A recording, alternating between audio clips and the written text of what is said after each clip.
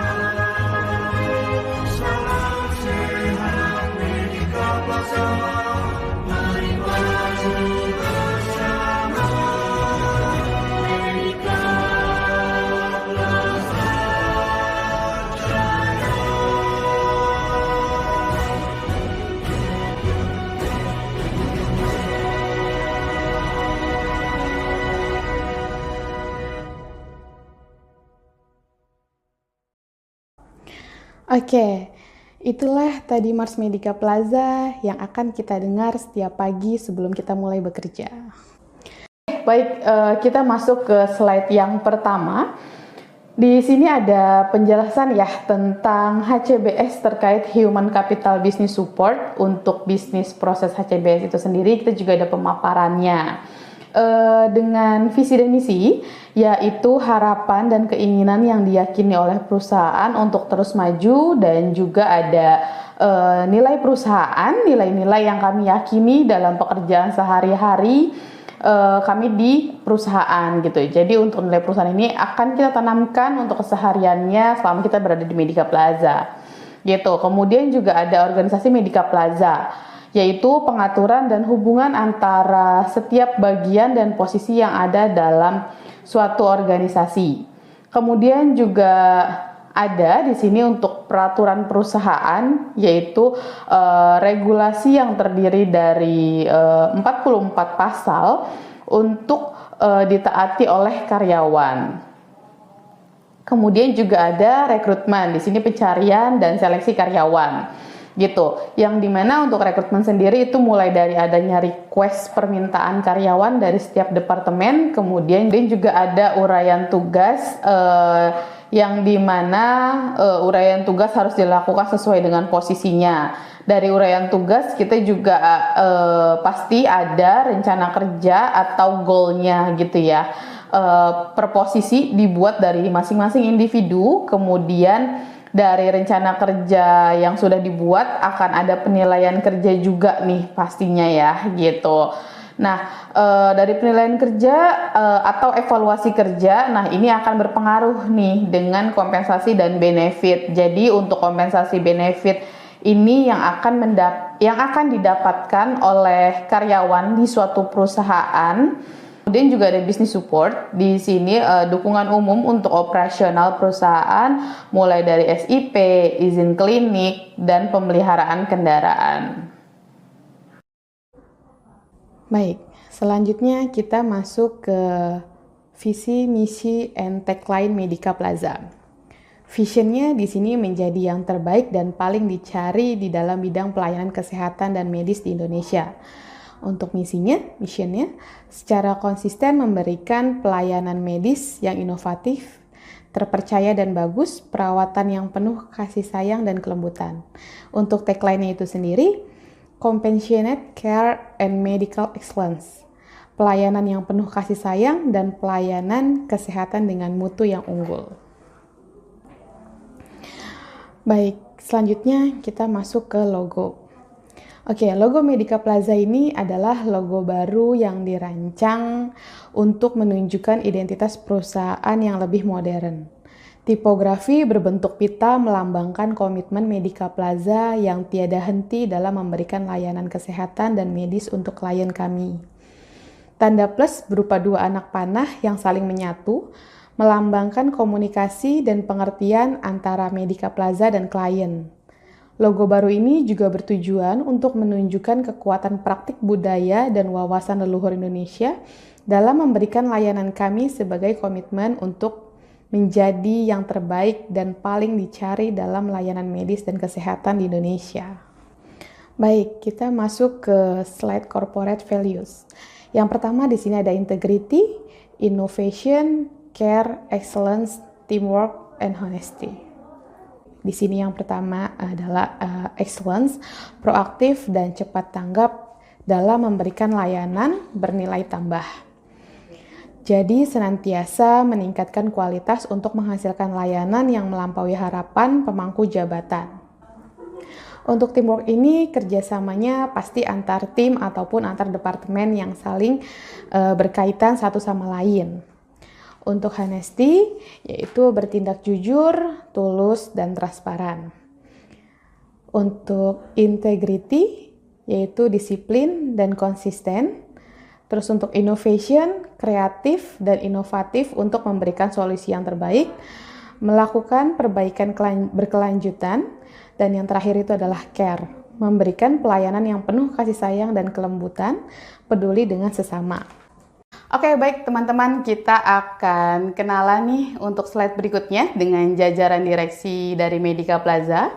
Kita juga akan kenalan nih dengan di sini ada jabatan tertinggi, ada Bapak Insinyur Juhandi Kumaheri, beliau adalah Presiden Director, kemudian ada internal auditor juga, ada Bapak Juliandri Johan. Nah, di bawah Bapak Johandi ini juga ada Commercial Director yang dijabat oleh Bapak Sadik Baghdadi, kemudian ada juga Dr. Harsono Sigalingging.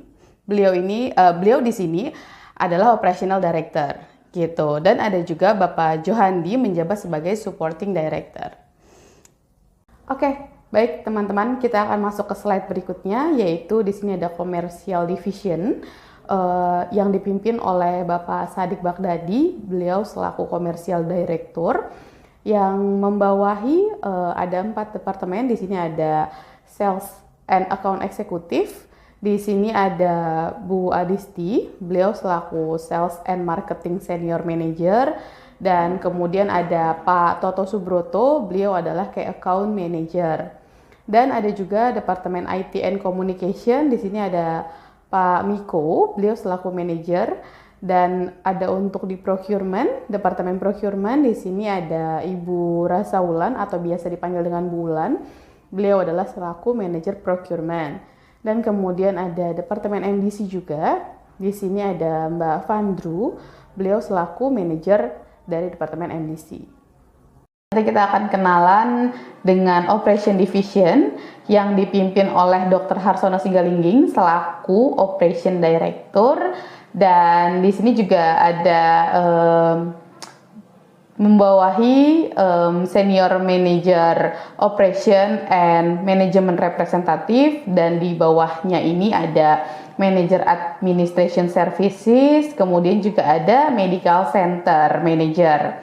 Yang dimana untuk Medical Center Manager ini juga membawahi beberapa klinik Medica Plaza.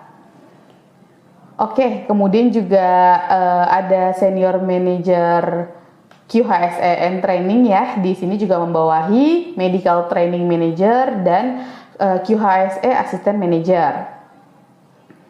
Kemudian juga ada Medical Services Senior Manager yang membawahi Medical Site Manager, dan ada juga Medical Evacuation Manager. Baik teman-teman, kita akan masuk slide berikutnya ya. Di sini ada Supporting Division, yang dimana di sini ada Bapak Johani Kumaheri. Beliau di sini selaku Finance and Supporting Director yang membawahi ada Finance and Accounting dan HCBS juga. Oke, mungkin kita kenalan terlebih dahulu. Di sini ada Bapak Bambang Prihadi. Beliau adalah Finance and Accounting General Manager. Kemudian di bawah Pak Bambang juga ada Bu Mahendra Rani, beliau adalah Finance Manager, dan kemudian di bawah Pak Bambang satu lagi itu ada Mas Rizko. Mas Rizko ini adalah Accounting and Tax Junior Manager. Oke, baik. Kemudian di sini juga di bawah Pak Johandi ada Bu Mewati Wiwin Pudiarini, beliau adalah HCBS Senior Manager. Oke, baik, kita kenalan lebih lanjut dengan Departemen HCBS atau Human Capital Business Support. Di sini dipimpin oleh Ibu Mewati Wiwin Pudiarini. Beliau adalah selaku Senior Manager HCBS, dan Bu Mei juga di bawah Bu Mei juga ada Mbak Meita selaku Manager HCBS, dan Mbak Meita di sini juga membawahi 2 supervisi, yaitu ada tim Compensation and Benefit, ada Mas Dias, dan ada Mbak Ike juga selaku Supervisor Recruitment. Oke, kita akan kenalan terlebih dahulu dengan tim Compensation and Benefit. Di sini ada Mbak Indah selaku HR Payroll Assistant, dan ada juga Mbak Jovita selaku HRIS and Compliance Staff, dan ada Mbak Endah juga selaku Employee Relation. Oke, baik. Berikutnya kita akan berkenalan juga untuk tim rekrutmen. Di sini rekrutmen dibagi menjadi 2. Ada rekrutmen site dan ada rekrutmen non-site, atau biasa disebut kita rekrutmen HO dan klinik. Untuk rekrutmen site-nya sendiri ada Bang Jupri, ada Mbak Wiwit, dan ada Mbak Krisna. Dan kalau untuk rekrutmen non-site atau untuk head office dan klinik itu di sini ada saya sendiri, Rini, dan ada Mas Mario. Bu Mei juga membawahi General Affair di sini yang disupervisi oleh Pak Furkon. Dan Pak Furkon sendiri di sini juga membawahi Pak Umar. Beliau adalah selaku General Affair Koordinator, dan ada Mas Ari juga, beliau selaku General Affair Koordinator, dan ada Mas Sandi juga selaku tim GA, dan ada juga di sini Kak Flo selaku resepsionis di Medica Plaza. Dan Bu Mei juga di sini direct langsung ke tim legal. Di sini ada Mbak Michelle selaku Industrial Relation and Legal. Ada juga Mbak Esa di sini sebagai Corporate Secretary and Legal. Dan selain tim legal juga Bu Mei direct ke Human Capital Generalist. Di sini ada Mbak Amira dan yang lain sebagainya. Kerja di sini adalah mendengarkan setiap pembicaraan dengan sesama, bertanya dengan memberi tanggapan. Di sini untuk teman-teman bila ada yang ingin dibicarakan atau didiskusikan bisa langsung saja per poin-poinnya, jadi tidak kebanyakan seperti pembukaan atau seperti mukadimah. Oke, selanjutnya gunakan kalimat positif dan bahasa yang efektif. Kemudian tampilkan raut wajah dan bahasa tubuh yang positif. Jangan menggurui, jangan menyela pembicaraan, dan bisa kontrol emosi saat berdiskusi atau berbicara dengan orang lain. Oke, selanjutnya kita masuk ke slide etika bekerja untuk superior. Yang pertama, hargai kinerja setiap karyawan dan nasihatilah dengan kata-kata motivasi. Jadi di sini teman-teman yang memiliki tim atau bawahannya, jika memang diperlukan untuk ditegur, maka ditegur secara face to face gitu, ada di satu tempat atau di satu ruangan yang tidak ramai atau tidak diketahui oleh orang banyak atau oleh orang lain. Seperti itu. Untuk yang kedua, selalu menanyakan perkembangan pekerjaan yang dikerjakan karyawan. Kontrol emosi pada saat berbicara dan pilihlah kata-kata yang baik dan sopan. Dengarkan aspirasi dan pendapat karyawan, berikan contoh dan pengarahan yang jelas kepada setiap karyawan. Dan tidak menjelekkan pekerjaan karyawan di depan rekan kerja lain tersebut. Jadi biasanya kita lebih ke personal. Kita biasanya itu lebih sering sampaikan secara langsung di suatu ruangan tertentu, yang tidak terlihat oleh orang lain. Seperti itu. Kita masuk ke slide etika bekerja, datang tepat waktu. Nah, di sini kita sangat menghimbau teman-teman untuk bisa datang tepat waktu. Kenapa? Karena kita berharap teman-teman di satu hari tersebut 8 atau 7 jam bekerja, teman-teman bisa produktif, sehingga teman-teman juga bisa pulang tepat waktu. Jadi kita berharap teman-teman bisa produktif dalam satu hari bekerja tersebut. Jadi meminimalisir sekali adanya misalnya teman-teman diharuskan untuk lembur, karena saat pandemi seperti ini kita berharap teman-teman juga bisa jaga kesehatan, jaga kondisinya juga, seperti itu. Selanjutnya, patuhi aturan yang ada. Nah, kita punya peraturan perusahaan. Teman-teman bisa cek juga di peraturan perusahaan di intranet.medicaplaza.com. Kemudian senyum dan sapa ketika berpapasan dengan rekan kerja, menutup pintu setiap kali keluar dari ruangan. Kemudian meja kerja dalam keadaan rapih saat selesai bekerja.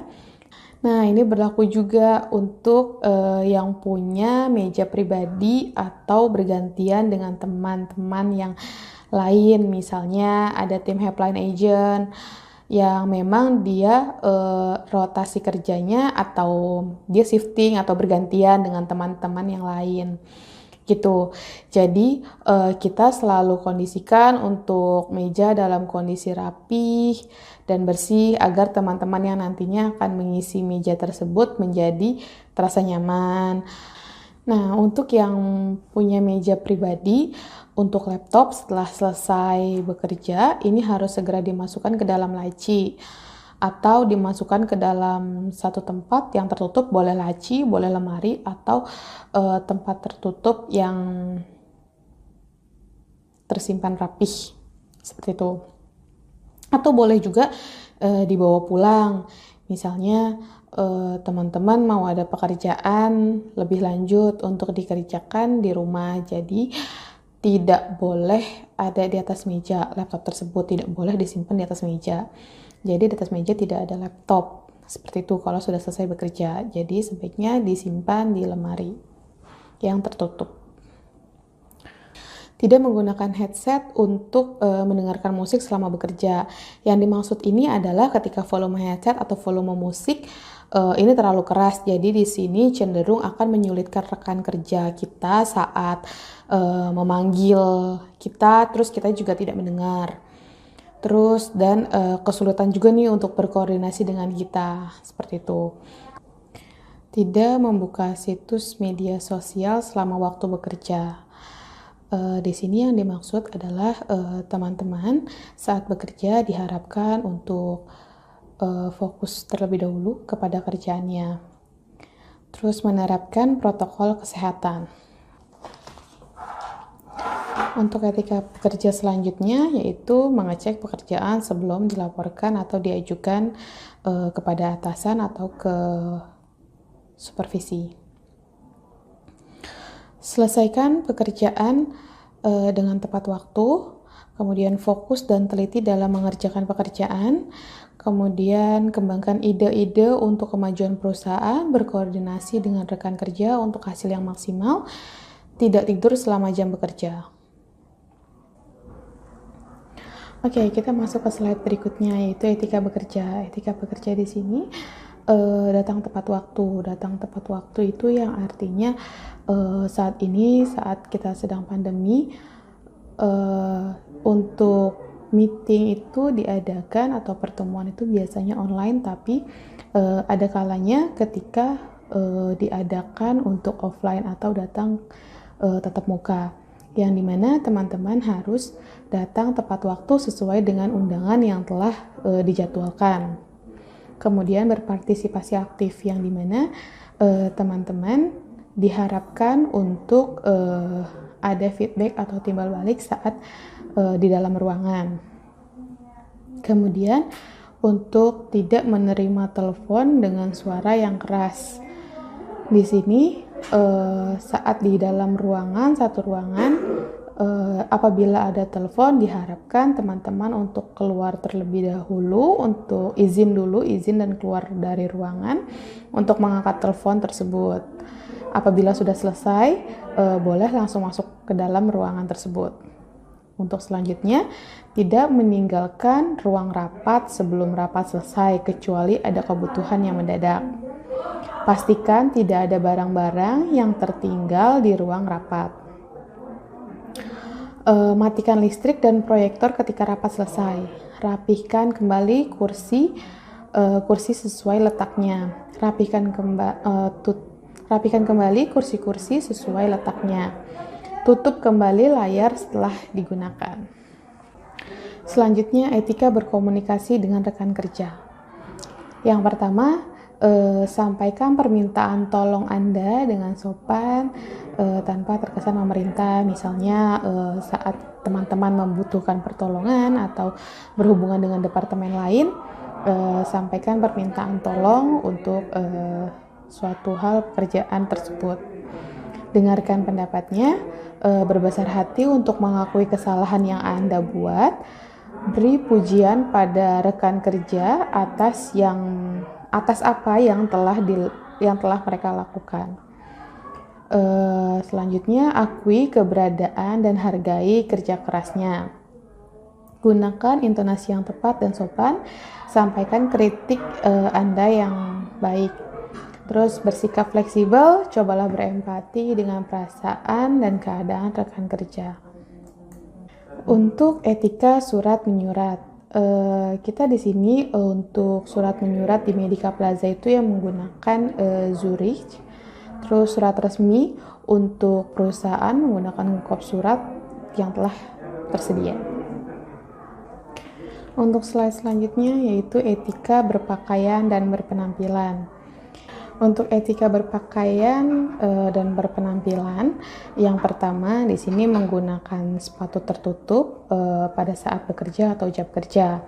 Kenapa kita menyarankan untuk menggunakan sepatu tertutup? Karena di sini kita meminimalisir adanya kecelakaan kerja, misalnya tersandung atau keselimpet yang tidak disengaja lewat di bawahnya ini ada kabel-kabel atau benda-benda tajam. Karyawan perempuan boleh pakai wedges, heels, sepatu kets misalnya, itu diperbolehkan. Kalau untuk wedges sendiri itu tingginya disesuaikan oleh kemampuan teman-teman, seperti itu.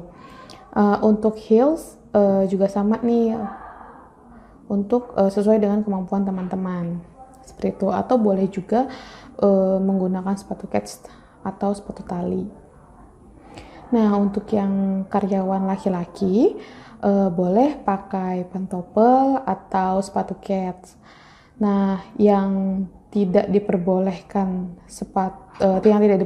itu adalah sepatu olahraga atau sepatu futsal atau sepatu bola yang di bawahnya itu ada kayak tajam-tajamnya gitu, maksudnya kayak yang sepatu bola lah gitu. Itu kan dipakai hanya untuk di lapangan bola gitu, bukan untuk di kantor.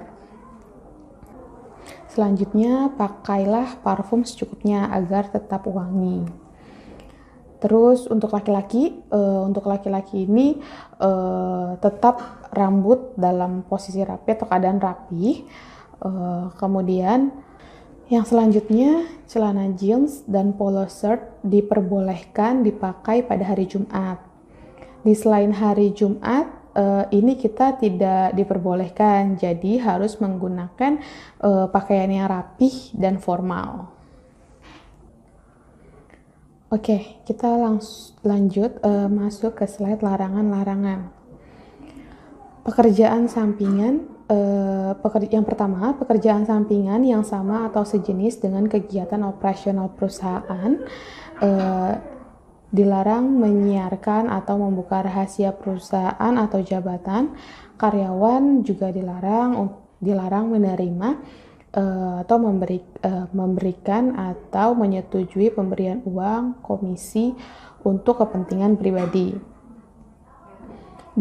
Karyawan dilarang memberikan sesuatu kepada pihak lain untuk mendapatkan atau memenangkan atau melancarkan suatu urusan. Karyawan dilarang ikut dalam kegiatan judi, dan karyawan dilarang membicarakan masalah upah kepada sesama karyawan. Jadi di sini untuk karyawan, jadi di sini untuk teman-teman yang mengetahui salary teman-teman itu hanya teman-teman sendiri dan dari Departemen HCBS. Jadi tidak boleh saling sharing untuk masalah mengenai salary kepada orang lain, seperti itu. Oke, baik. Kita masuk ke slide berikutnya, yaitu proses pembayaran gaji. Di sini pembayaran gaji dilakukan setiap tanggal 25 setiap bulannya. Untuk periode penggajian dimulai tanggal 21 bulan sebelumnya sampai dengan tanggal 20 bulan berjalan. Contoh, untuk pembayaran gaji di tanggal 25 Desember adalah untuk periode 21 November sampai dengan 20 Desember. Jika tanggal 25 jatuh di hari Minggu atau di hari libur, maka untuk gajinya sendiri itu akan dibayarkan pada hari sebelumnya. Pembayaran ini juga dilakukan secara non-tunai, ditransfer ke rekening pribadi karyawan. Kalau untuk non-mandiri itu proses clearing 1 sampai dengan 2 hari kerja. Jadi yang dimana kita misalnya untuk karyawan yang rekeningnya di luar mandiri itu misalnya BCA, BRI, BNI dan sebagainya, itu akan ada proses clearing 1 sampai dengan 2 hari kerja. Jadi teman-teman yang non mandiri itu akan terima di hari setelahnya gitu, karena adanya clearing. Sebagai perhatian mungkin untuk teman-teman juga, jadi untuk rekening mandiri ini di Medika Plaza itu sifatnya adalah mandatori. Jadi untuk semua karyawan itu rekeningnya menggunakan rekening mandiri. Oke, baik. Kemudian untuk slip gaji sendiri itu akan diterima ya ke alamat email teman-teman. Ke alamat email pribadi pastinya itu H+1. Jadi memang kita akan terima gaji terlebih dahulu, kemudian baru hari berikutnya itu kita akan terima untuk slip gajinya yang dikirimkan dari HCBS gitu. Mungkin teman-teman juga bisa cek dulu ya untuk slip gajinya nih, apabila ada ketidaksesuaian untuk gaji yang diterima dengan angka yang tertera di slip, boleh langsung untuk hubungi tim Komben atau untuk tim compensation benefit gitu ya. Untuk slip gaji ini bisa dicek itu di inbox atau di spam gitu ya. Takutnya keselip tidak ada di inbox tapi masuknya ke spam gitu. Jadi untuk slip gaji yang diterima itu seperti yang ada di gambar ya teman-teman ya. Mungkin kalau teman-teman juga bisa lihat.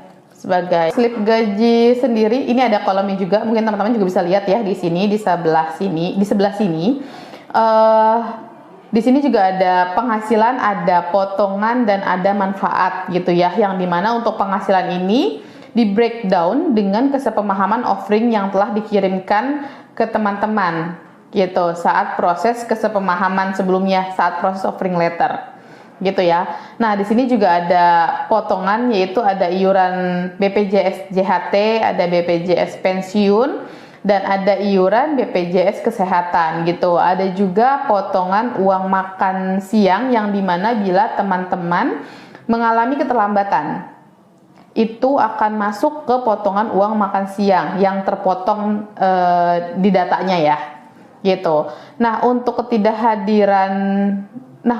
ketidakhadiran, ketika teman-teman yang belum ada potongan cuti atau unpaid leave, nantinya itu akan masuk ketidakhadiran. Jadi akan dipotong di ketidakhadiran atau masuk di uang makan siang. Kita masuk ke slide keterlambatan. Uang makan akan dipotong jika ada keterlambatan atau pulang lebih cepat dari jadwal dengan alasan yang tidak jelas dengan besaran. Jadi di sini untuk pemotongan uang makan itu misalnya teman-teman pulang lebih awal nih, misalnya di sini teman-teman udah pulang lebih awal, misalnya teman-teman harusnya pulang jam 4 tapi teman-teman jam 3.58, jam 3:58 itu teman-teman sudah pulang. Jadi yang dimana itu pasti nanti akan kena pemotongan di uang makan tersebut gitu. Untuk level manager di sini untuk kena potongannya itu Rp15.000, untuk supervisor itu Rp13.000, untuk staff itu Rp8.000, untuk clerical itu Rp7.000. Kita masuk ke slide data dan dokumen pribadi yang wajib diserahkan. Data kompetensi yang wajib diserahkan itu ada STR, SIP, fotokopi ijazah, fotokopi transkrip, fotokopi sertifikat pelatihan, dan referensi kerja. Kemudian untuk dokumen pribadinya ada CV, dan data pelamar, terus ada NPWP, kemudian ada nomor rekening Bank Mandiri. Bila teman-teman belum memiliki rekening Bank Mandiri, nanti teman-teman akan kami bantu untuk kami buatkan juga untuk Bank Mandiri ini, gitu. Dan yang keempat, KTP dan kartu keluarga. Yang kelima ini SIM. SIM ini biasanya kita minta itu untuk posisi driver. Terus ada pas foto, kemudian fotokopi kartu BPJS, kemudian ada PKWT. Nah, untuk fotokopi kartu BPJS di sini nantinya kita akan bantu untuk cek langsung dari nomor KTP dari nomor NIK tersebut. Baik teman-teman, kita masuk ke slide berikutnya, yaitu kompetensi dan kesehatan karyawan. Di sini ada kompetensi karyawan terdiri dari 2 poin. Yang pertama di sini ada STR, surat tanda registrasi, merupakan kewajiban karyawan untuk memastikan STR yang masih berlaku. Untuk yang poin kedua, sertifikat pelatihan merupakan kewajiban karyawan untuk memastikan sertifikasi pelatihan masa berlaku. Sertifikasi ini akan berbeda-beda tergantung kepada masing-masing posisi. Kemudian untuk kesehatan karyawan di sini MCU harus dipastikan masih berlaku untuk memastikan karyawan yang akan bekerja dalam keadaan fit to work yang sudah direview terlebih dahulu oleh dokter spesialis perusahaan. Untuk sertifikasi pelatihan dan MCU yang akan habis masa berlakunya, silahkan untuk menghubungi HCBS atau Employee Relation melalui WhatsApp berikut.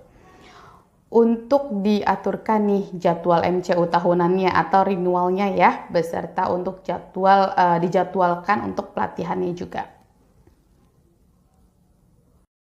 Kemudian selanjutnya syarat dan hubungan kerja.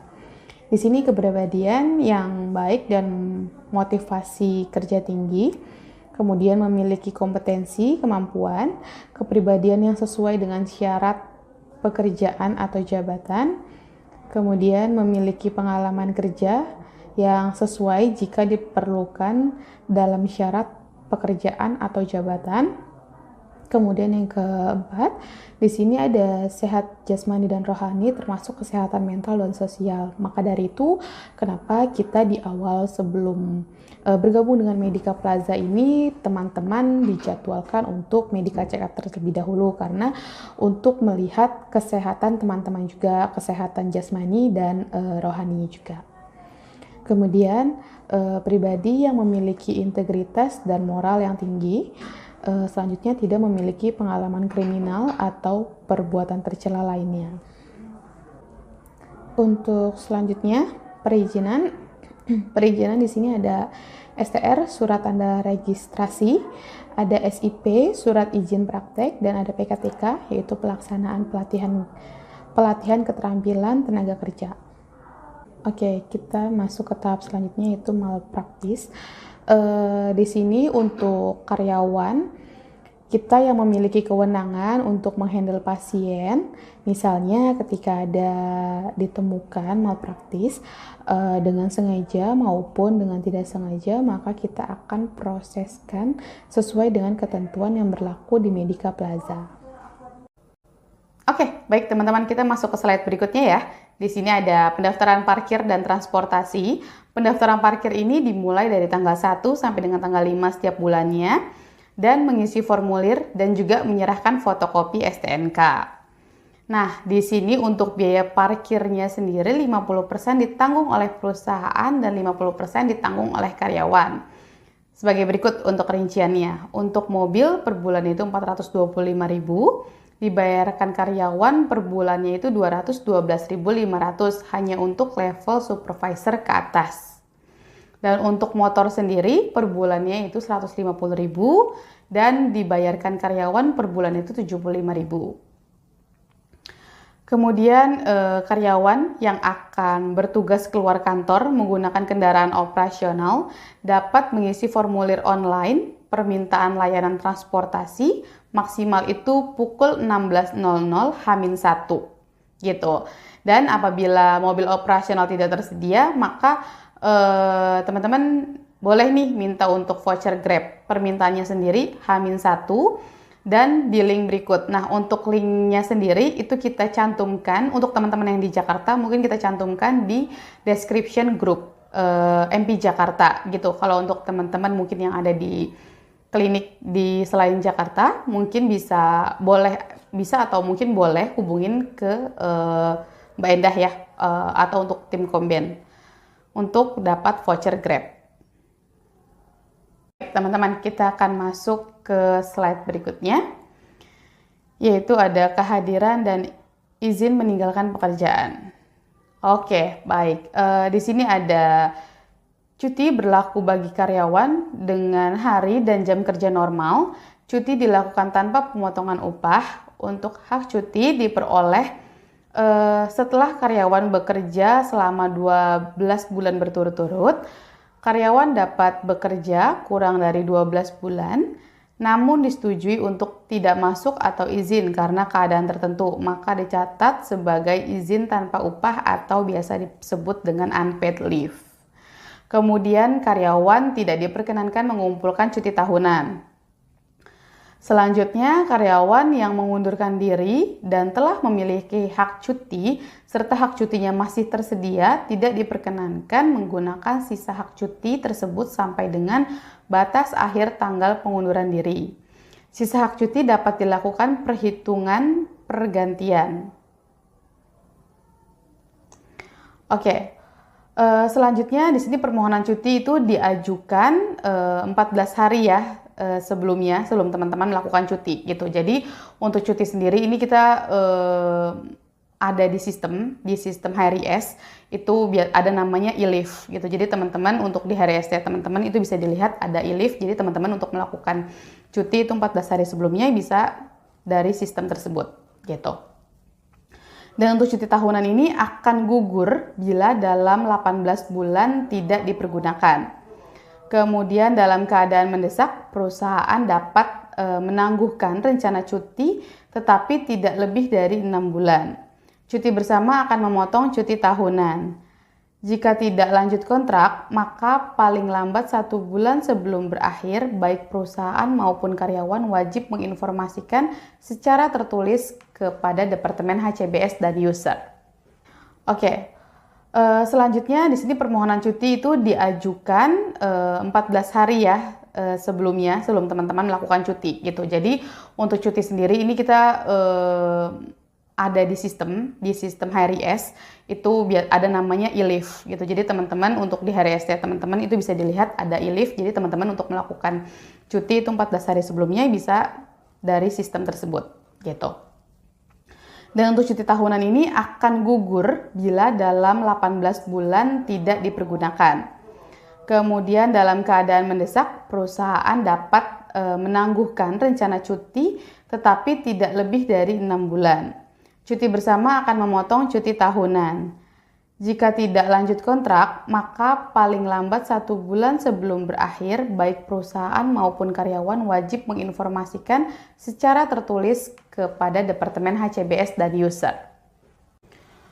Oke, baik teman-teman, di sini ada mencatatkan kehadiran. Di sini ada fingerprint atau absen ya, ada enroll, ada finger scan saat datang dan pulang. Terus kemudian ada fingerprint tidak berfungsi atau bermasalah gitu. Jadi teman-teman apabila teman-teman menemukan kendala saat melakukan fingerprint gitu ya, yang sebelumnya juga sudah disebutkan, misalnya dari sidik jarinya tidak terekam gitu atau tidak terbaca oleh mesin fingernya, teman-teman bisa lapor nih di HRIS Employee Attendance gitu. Jadi di HRIS tersebut teman-teman juga bisa lihat apakah teman-teman kerekam untuk absennya untuk jam saat teman-teman melakukan finger itu apakah sesuai atau tidaknya, atau terbaca atau tidaknya, itu teman-teman bisa lihat juga di sistem kami, yaitu di Employee Attendance gitu. Nah kemudian teman-teman juga bisa nih menginformasikan ke HCBS atau ke atasannya teman-teman gitu. Mungkin ke HCBS misalnya menyampaikan saja ke Mbak Endah atau mungkin ke tim rekruternya, sampaikan bahwa belum bisa untuk absen gitu atau absennya belum terbaca.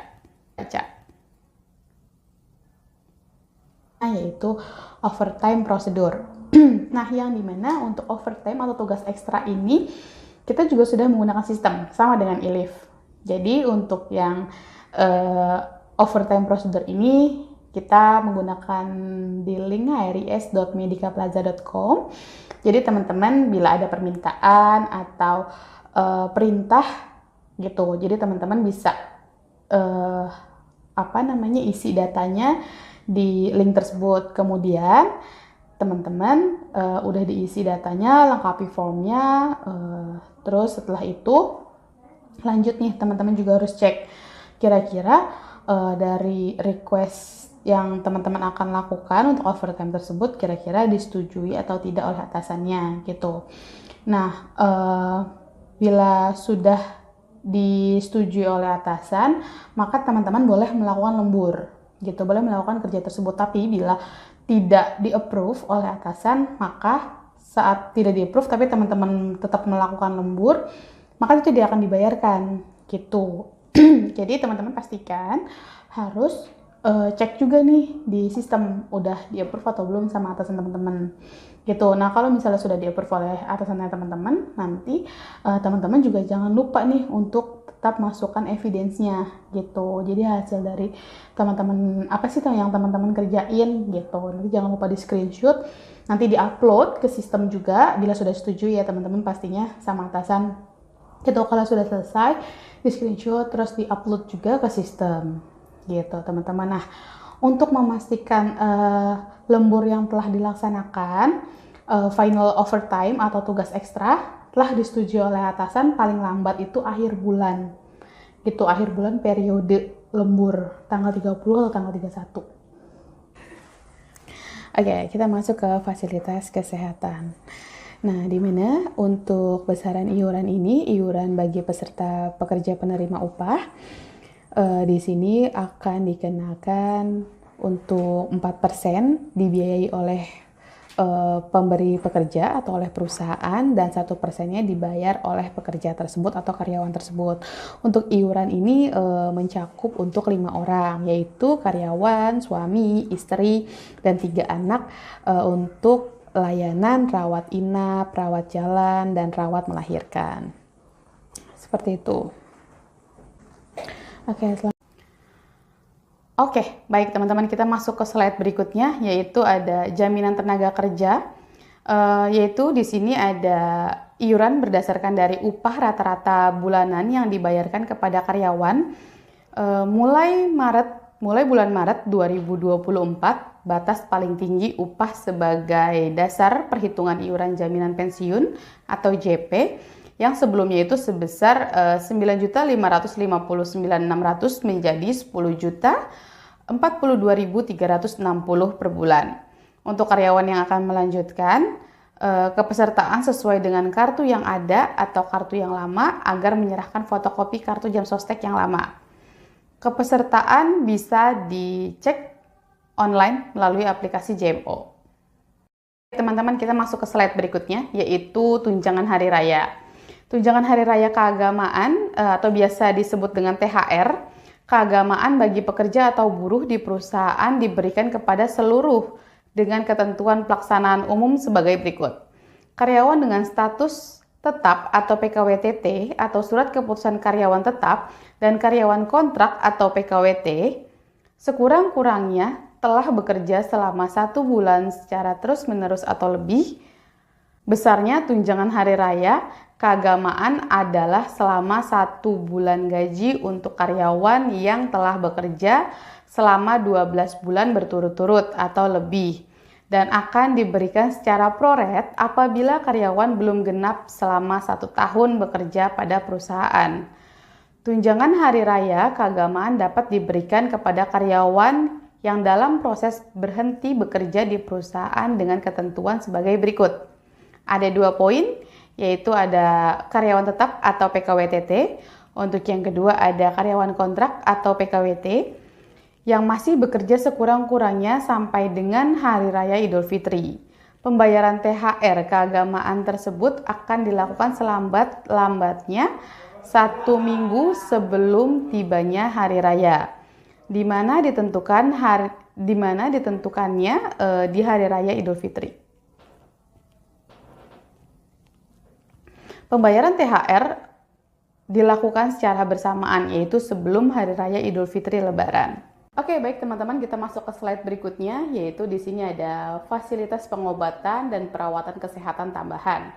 Di sini ada plafon rawat jalan, yaitu fasilitas layanan rawat jalan di klinik yang dikelola oleh perusahaan meliputi seperti layanan dokter umum, dokter spesialis, dokter gigi, penunjang diagnostik medis, dan MCU.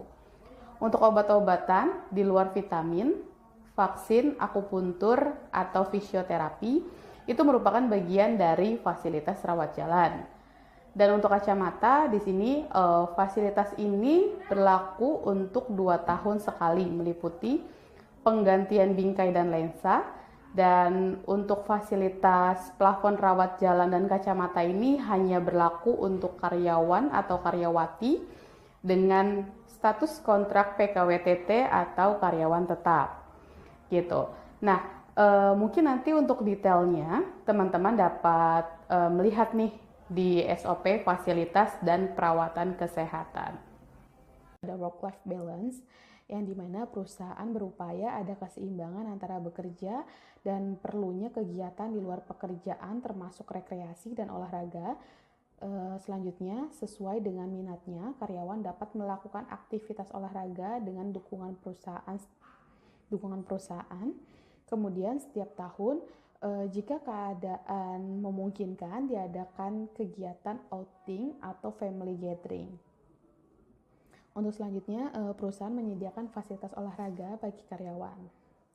Ke web medicaplaza.com. Nah, teman-teman bisa cek nih di link atau di web tersebut. Itu banyak tentang Medica Plaza. Teman-teman bisa pelajari di situ juga. Oke, baik teman-teman, kita masuk ke slide berikutnya, yaitu di sini ada sosial media. Teman-teman juga jangan lupa ya, kita ada Instagram juga nih untuk Medica Plaza. Kita ada Instagram Medica Plaza, ada Instagram Medica Plaza Balikpapan, dan ada Instagram Medica Plaza Kolaka. Gitu. Jadi jangan lupa ya teman-teman, sebelum keluar dari ruangan, di follow dulu untuk Instagram kami. Tampilan atau slide untuk Instagramnya Medica Plaza gitu. Nah, di sini banyak edukasi juga nih untuk Instagram Medica Plaza, banyak edukasi mengenai kesehatan gitu. Terus kemudian slide selanjutnya ada YouTube-nya Medika Plaza nih teman-teman. Nah teman-teman MP Nation, jangan lupa ya untuk subscribe juga nih, subscribe, like, komen, follow, and share juga nih ke teman-teman yang lain atau ke saudara-saudara, karena banyak edukasi juga nih yang kita berikan di YouTube tersebut gitu. Jadi jangan lupa ya teman-teman untuk di like, subscribe, komen, and share juga. Oke, sekian. Terima kasih teman-teman.